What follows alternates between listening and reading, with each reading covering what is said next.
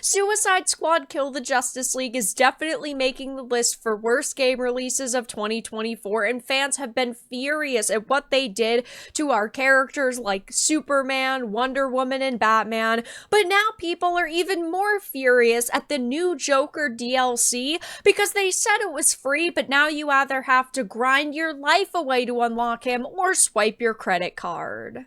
I have a few things to show off, but before we get into the topic, if you enjoy the content I create, check out the links in the description, follow me on social media, and consider supporting through Patreon or through YouTube memberships. Now, I have absolutely no trust in Rocksteady, and of course Sweet Baby Inc. did tamper with this game. It's just a disaster. From start to finish, this game was an extreme disappointment. I did a full playthrough of it on the channel. I really tried to give it my best shot, and it just wasn't really good. And now that they finally released the Season 1 DLC, which features the Joker, there were some people hoping that they would take into consideration the criticisms we've levied towards this game, and also Rocksteady, but it seems like they don't really care, because now that they've released that Joker DLC, which they preached was going to be free and it was going to be accessible for all players, has a downside because you either have to grind through old content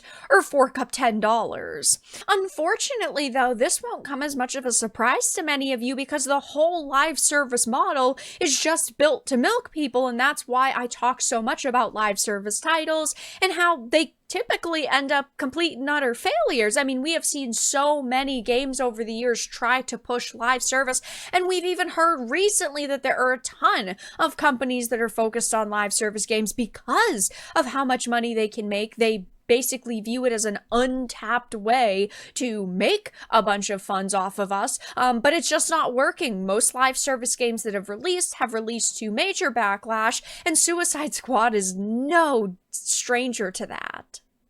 It says, though, Suicide Squad Kill the Justice League hasn't been enjoying much success since launch, with Warner Brothers having practically branded the game as a failure, and the majority of the game's fan base having dropped off due to the unpopular story choices and generally unsatisfying gameplay. The gameplay was what I was really hoping was going to shine through this experience. I was really hoping that it, at least from a technical standpoint, was going to be really good, but the game ran like crap. The gameplay was mediocre and very repetitive. The missions were extremely repetitive. I was not a fan of the narrative choices they made, which doesn't come as a surprise seeing as they hired Sweet Baby Inc. for script writing, but this game was just a disaster from start to finish. And now that they've released this DLC that it seems they were quite confident in, they are getting absolutely roasted by people who are upset with them because how do you unlock the Joker?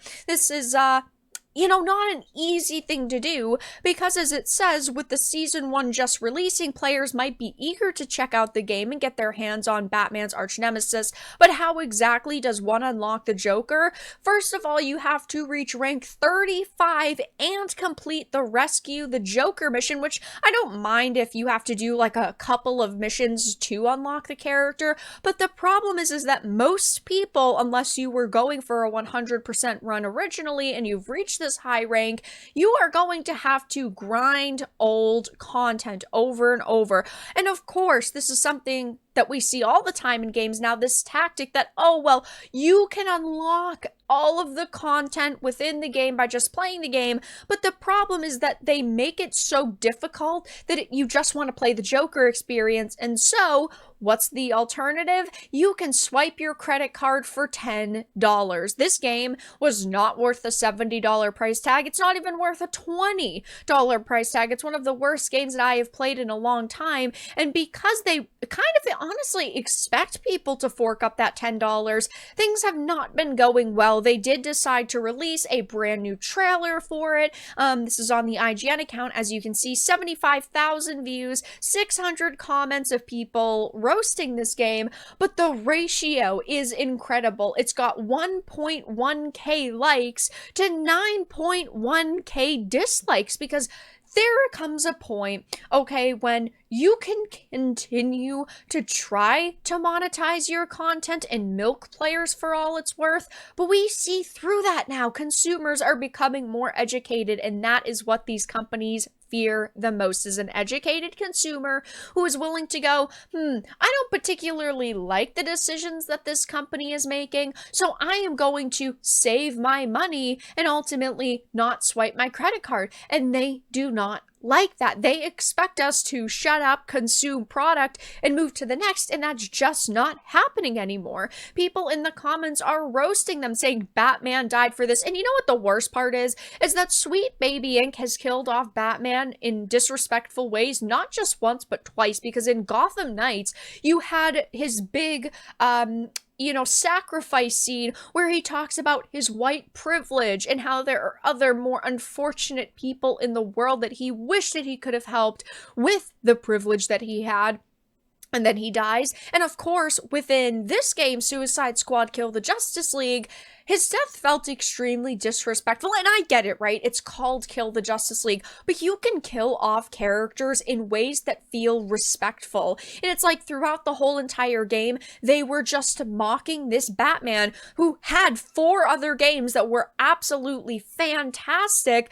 Suicide Squad should not have been part of the Arkhamverse. If they released this as a standalone game, there still would have been backlash, but I just don't think it would have been to this extreme, because you're not disrespecting an established version of these characters, but that's what they did, and they have taken all of the heat for it. They have received almost no positive feedback when it's come to this game, and just 2 weeks after launch, the player numbers were already lower than all of the other Arkhamverse games combined. I did talk about that in another video, but Suicide Squad had dropped under 1,000 players, and the other Arkham Knight games, or Arkhamverse games I should specify, like Arkham Knight and Arkham Asylum, Arkham Origins, Arkham City, they were all above 2,000 and 3,000 players that were active, which obviously is great to see because those Arkhamverse games are absolutely fantastic, but it's just hilarious because yes, people are eventually going to move on from a single player game and they'll probably see a spike in players because of this Joker DLC, but at the same time, they can only expect so many people to shell out money for this. Again, you can grind it, but we see this tactic very often. It happened recently, of course, with Dragon's Dogma 2. There are a lot of items in a cash shop that you can purchase, and yes, you can obtain the item in game, but the items are so rare and so difficult to get that you get to a point where you're feeling, I just want to fast travel, I just want to get through this quest as quickly as possible, and then what do? You feel like, it's just 99 cents, I'm going to spend it, and that's how they get you.